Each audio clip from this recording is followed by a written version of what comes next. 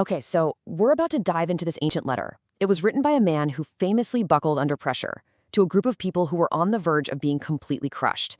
And inside it, we're going to find this, it's a radical, almost dangerous idea. What if the very thing that makes you feel like an outcast is actually the source of an unshakable hope? Just let that sink in for a second. Our default setting is that suffering means something's wrong, that I'm off track. This letter comes along and just grabs that idea by the collar and completely flips it on its head. It suggests your pain might not be a sign you've lost the path, but proof that you're right in the middle of it. All right, so here's the game plan for this explainer. We're going to start with who these people were living on the margins, then who was this exile writing to them.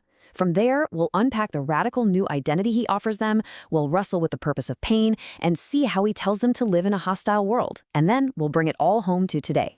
Okay, so to really get what's going on in this letter, you have to put yourself in their shoes. Forget about comfortable church buildings. You need to picture these small, scattered communities all across what's now modern-day Turkey. They're living right in the belly of the beast, the Roman Empire, and the air is just thick with suspicion. To their neighbors, these new Christians were seen as, well, just plain weird. In a world where you had to worship the local gods to keep your business going and the Roman gods to keep the empire safe, these people suddenly just stopped. No more parties at the trade guilds, no more city festivals. In the eyes of their community, it wasn't just being antisocial, They were seen as a threat to the entire social fabric. And look, this wasn't just some social awkwardness. The pressure was intense, and for some, it hit home in the most brutal way. Can you imagine being disowned by your own parents or your husband or wife just because you chose to follow Jesus?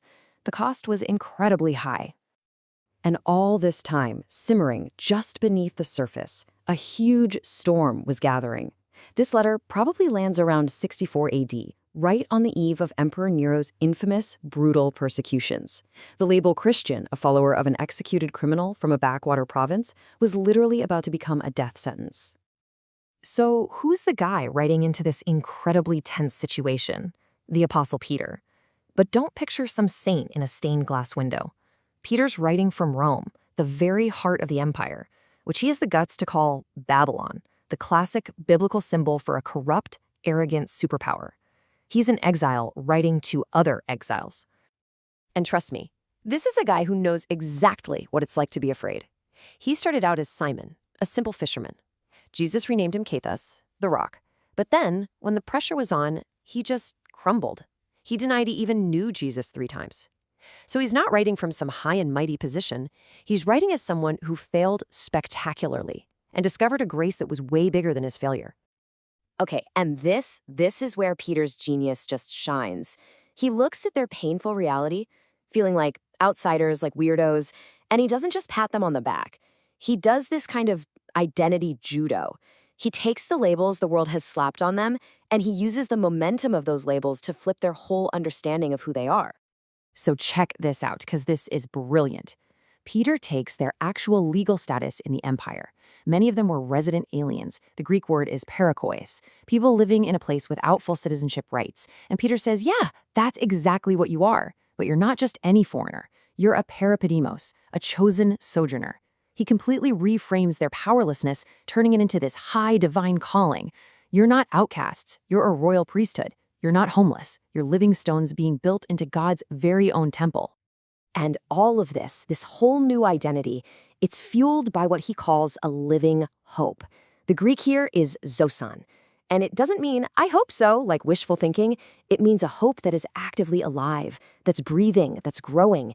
It's a dynamic, powerful force because it's anchored to something real that happened in history, the resurrection of Jesus from the dead.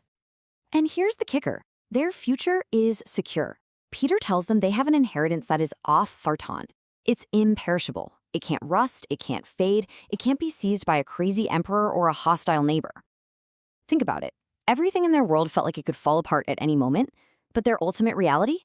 He says that was permanent. Guaranteed. Okay, so once he's laid that solid foundation of who they are, Peter pivots to maybe the most challenging idea in the whole letter.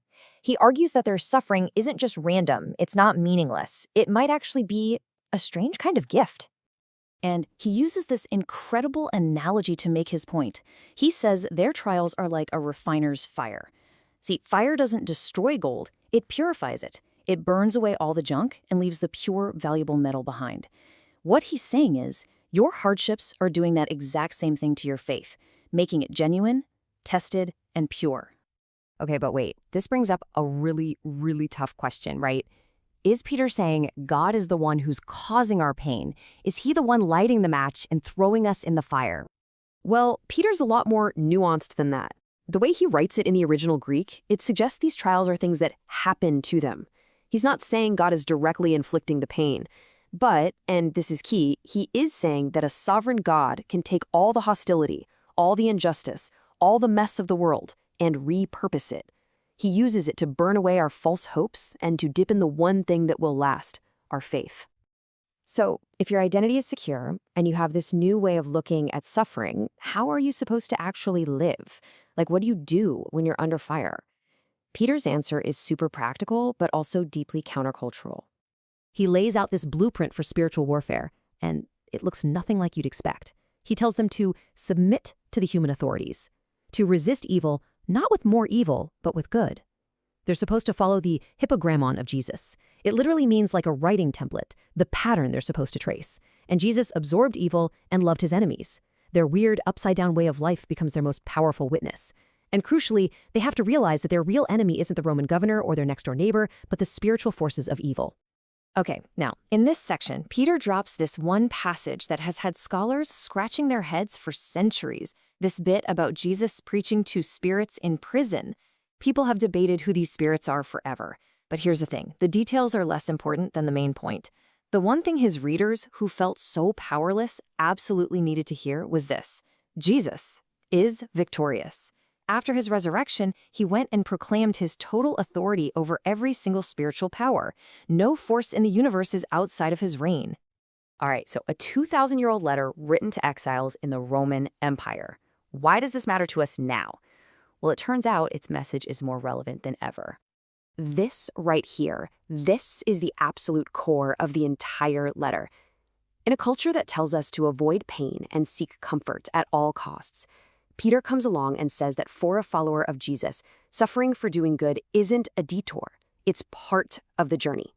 It's not proof God has abandoned you. He's saying it's the very sign that you belong to him. Just think about their honor-shame culture for a second. Back then, being called a Christian was a public insult, a source of shame. And Peter told them to wear that name with honor.